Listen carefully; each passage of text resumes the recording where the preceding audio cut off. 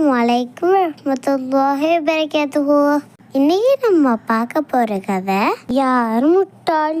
ஆற்றங்கரை ஓரமாக வந்து கொண்டிருந்த வழிப்போக்கன் ஒருவனுக்கு வைரம் ஒன்று கண்ணில் பட்டது. அது வைரம் என்று அறியாமல் பிழை போகுமா என்று சந்தேகத்துடன் கடை தெருவுக்கு எடுத்துட்டு வந்தான்.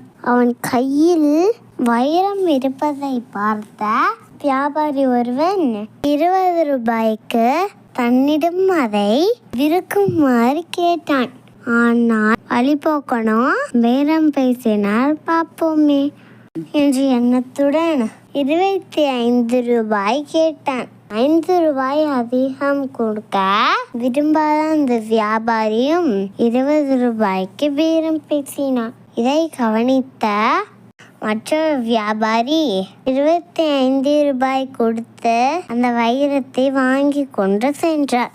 ஆத்திரம் அடைந்த வியாபாரி இந்த வழிபோக்கனை பார்த்து, அட முட்டாளே, அதன் மதிப்பு பல 1000 பெறும், அறிவில்லாமல் விட்டுவிட்டாயே என்று திட்டினான். அதற்கு அவன், அந்த கல்லுக்கு என்னுடைய மதிப்பு அவ்வளவுதான், ஆனால் அது வைரம், அதன் மதிப்பு தெரிந்தும் அது தவறவிட்டு நீதான் பெரிய முட்டாள் என்றான்.